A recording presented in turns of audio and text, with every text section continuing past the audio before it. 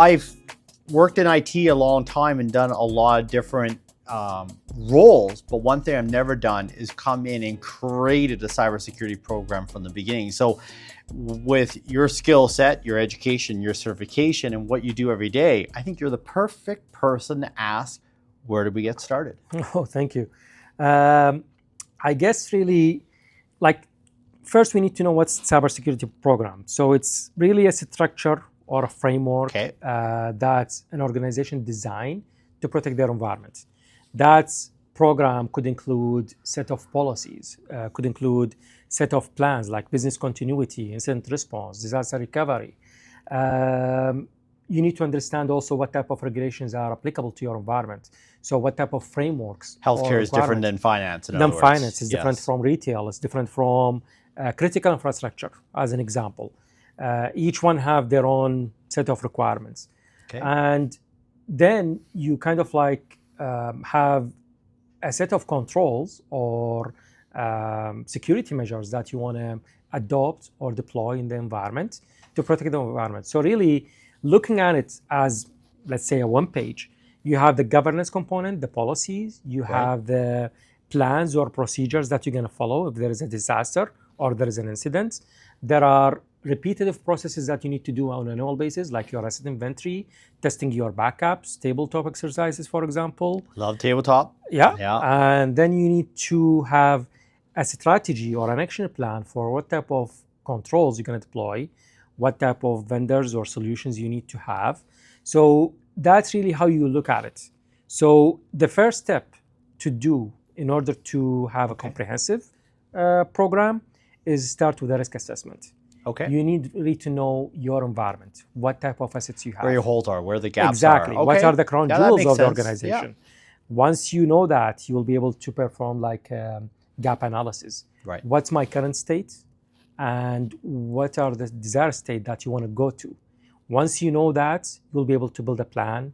You'll be able to say, well, I can accomplish that in a year, 2, 3 years, based on your roadmap, available budget, and the culture of the company. You're not just implementing a program overnight, it's a journey. It's a journey, 100%.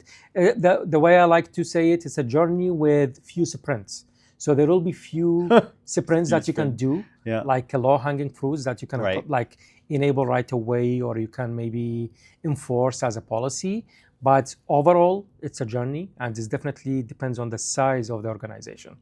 The larger the organization, maybe it will take a longer time because you need to work hand in hand with all the business units, work with different stakeholders, and basically convince them why you are trying to do that, what's the benefits for the business.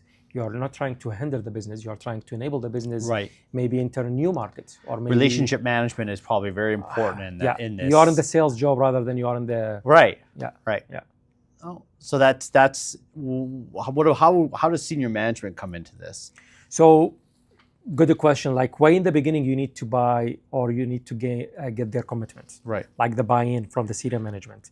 You need to lay down your kind of like approach or strategy. And they need to understand how you're going to achieve that, what type of like requirements or what type of resources you're going to need, whether that's outside help or it could be like your internal teams or budgets. Because it's not just about having a big pot of money at this point. It takes time to implement anything. And getting people on board, the relationship part, nailing down processes, I assume, and getting everybody working those processes. That's, I think, part of where you said the journey. The journey, exactly. And during that journey, they need to understand that there will be incidents. There will be some issues. There will be some challenges. There will be some bumps. Because really what you are trying to accomplish or do is basically reduce the impacts of incidents and the likelihood of them happening. So that's what your policies or kind of like risk assessments or security control is going to help you to achieve. So they shouldn't expect that, once we have a cybersecurity program, we are good. We are golden. It's not a check mark. It's not a check mark. Yes. And it's a continuous effort. Like there will be changes. There will be new business units. There will be new applications and new systems. And I can just imagine in the length of this journey, things can change within the business itself, like purchasing another company, amalgamation, taking another business unit in, inheriting a new environment itself would have its own challenges as well. That means you have to adapt your program and maybe take a step forward, but before you take two steps, or take a step backward, before you take two forward. Start again with the risk assessment, start again with the gap analysis. They could be entering a new market, and the new market, for example, Europe or some other jurisdictions, they need a new, like, you need to meet new requirements before you kind of like establish your business or even like bid on business down there. So, okay, so get executive buy-in. I would probably say it's very important. Probably one of the things you want to make sure before you even take a position. You don't want to take on a role that you can't even succeed at. Exactly. Gap analysis right off the bat, understand risk assessment, gap analysis, understanding where your gaps are, stakeholders, relationship building, and then implementing the journey, and then seeing the bumps, the sprints. Okay, no, you need to optimize, adapt, and move on. That does make sense to me, and I have an idea how I would start a program now, which is ultimately why I wanted to ask the question.